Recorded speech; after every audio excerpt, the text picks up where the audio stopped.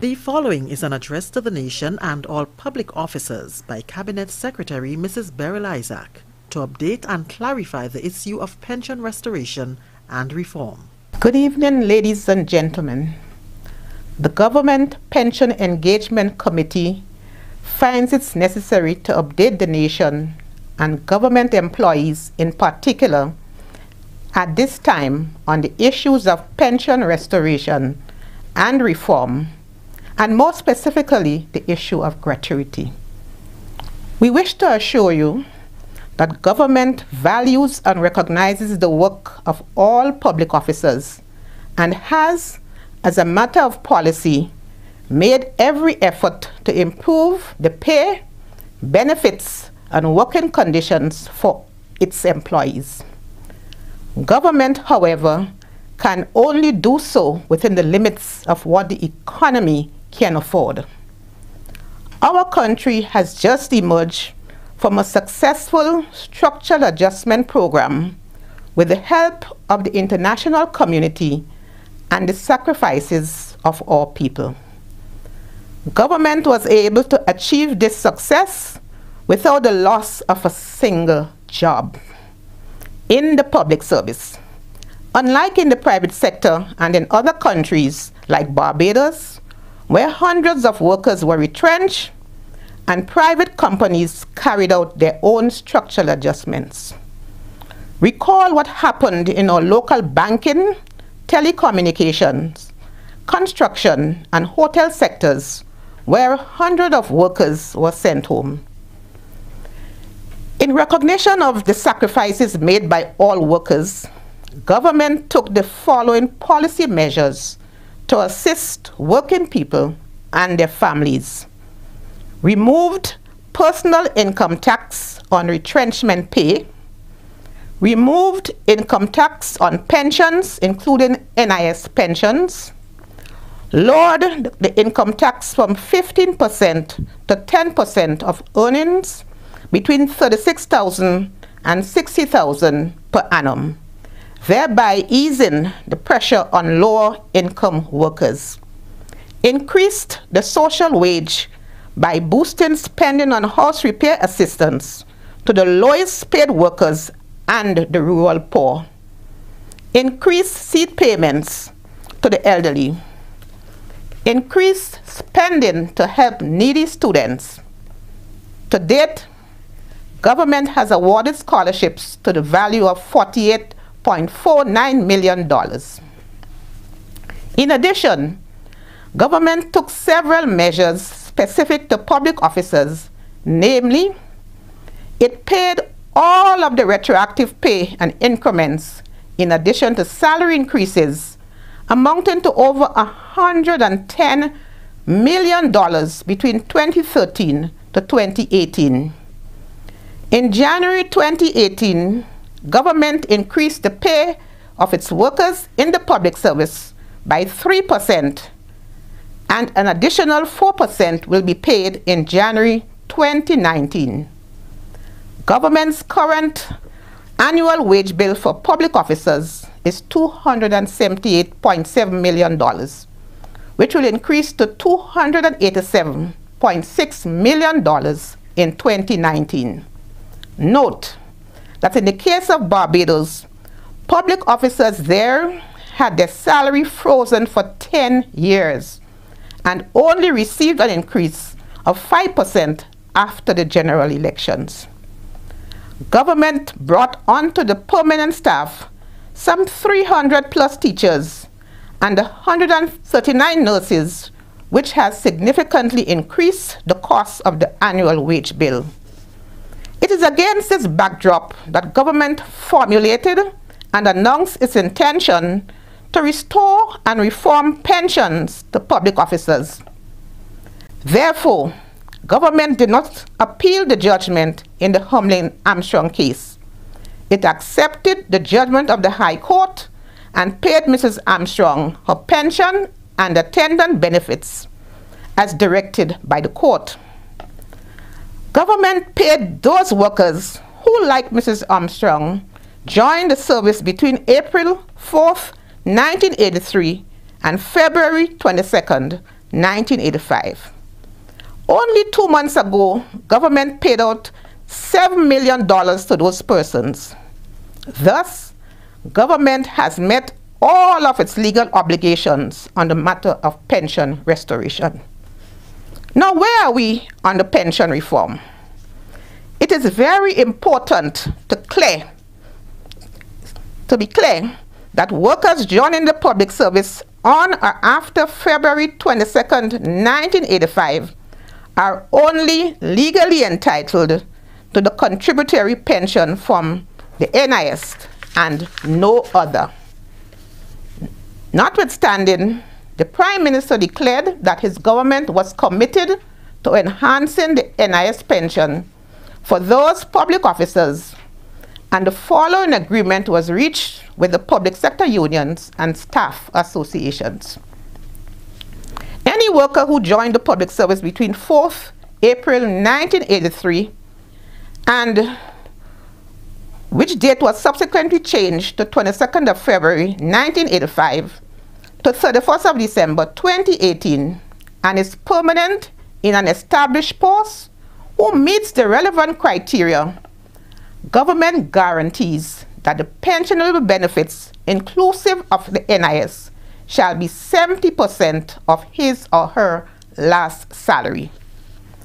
Government will endeavor to establish a new contributory plan for those workers, established and unestablished, who joined the service after 31st of December 2018. Now to explain the issue of gratuity. In the Memorandum of Understanding, it was agreed that government will restore and reform pensions. After much discussion, government proposed to pay 98% of a worker's pension monthly and 2% prepaid pension as gratuity. The 2% prepaid pension, commonly referred to as a gratuity, is repayable over 12.5 years. Of course, the worker always have the option to receive his or her full pension monthly. In such a case, no gratuity is paid. Gratuity is not a payment from the employer in addition to pension. Gratuity is an advanced payment on pension. It is equivalent to and the same as a salary advance. Under the 1958 pension formula, a worker had the option to receive an advance payment on his or her pension of 25%, thus reducing his or her monthly payment to 75%. For example, if a public officer's pension worked out to be $2,000 a month, and he or she took a gratuity of 25%, his or her pension will be reduced to $1,500 a month. The gratuity or prepayment of a pension will then be $500 per month by 12 months over 12.5 years, and that will equal $75,000. Preliminary costings have shown that if government were to agree to the demands of the unions and associations, this will add upwards of $21 million annually to the payroll, bringing the cost of pensions to approximately $74 million annually.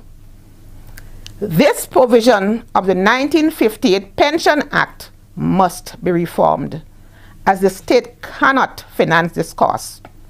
Also, this cost seriously breaches the Fiscal Responsibility Act. Any pension plan must have two basic features. It must be sustainable and affordable. Let us be clear. The gratuity payment of $75,000 in the above example has to be repaid by the retiree through monthly deductions of $500 for 12.5 years from his or her pension. This is why, when a gratuity is paid, the monthly pension of the worker is reduced. What the government is proposing is to pay 98% of a worker's monthly pension and 2% as gratuity. In other words, the public officer will receive a monthly pension of $1,960, while under the union's demand, that pension will be reduced to $1,500 per month.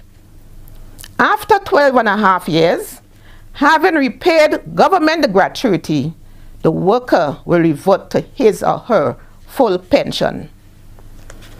Age of retirement has to be reformed.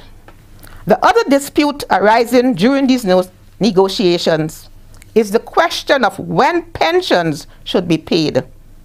All over the world, the age of retirement has been increasing.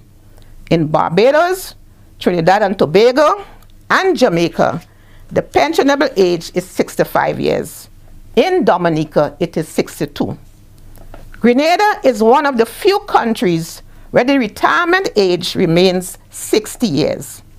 Several actuarial reports have pointed to the need to increase the age to 65 years. In the reform of our pensions, the state cannot afford to pay pensions to anyone under the age of 60 years. For purposes of the reform, government proposes to maintain that a public officer can retire after 26 and 30 years, but will receive his or her pension at age 60 or whatever age is prescribed in law. Government proposes further that at the point of retirement, it can afford to make a prepayment of 2% of a worker's pensionable entitlement as gratuity.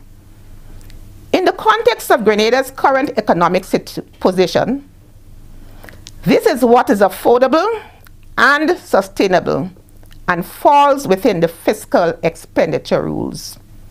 The consequence of breaching these rules will be very grave for Grenada and will result in the loss of significant amounts of concessionary loans and grants.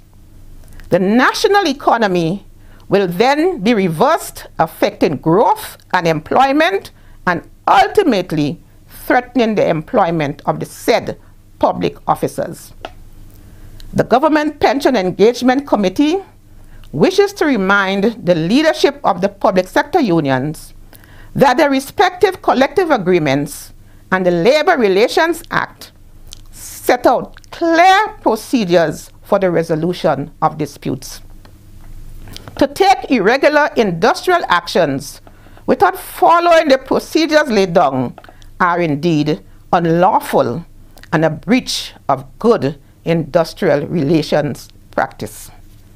Government appeals to public officers and their respective unions and associations to be understanding and responsible. We call on the union leaders who walked off the negotiating table on 3rd of October to return. We can only resolve this problem through constructive dialogue. We look forward to reaching a comprehensive agreement in the interests of our public officers and our beloved country. I thank you for listening, and good night. The proceeding was an address to the nation and all public officers by Cabinet Secretary Mrs. Beryl Isaac to update and clarify the issue of pension restoration and reform.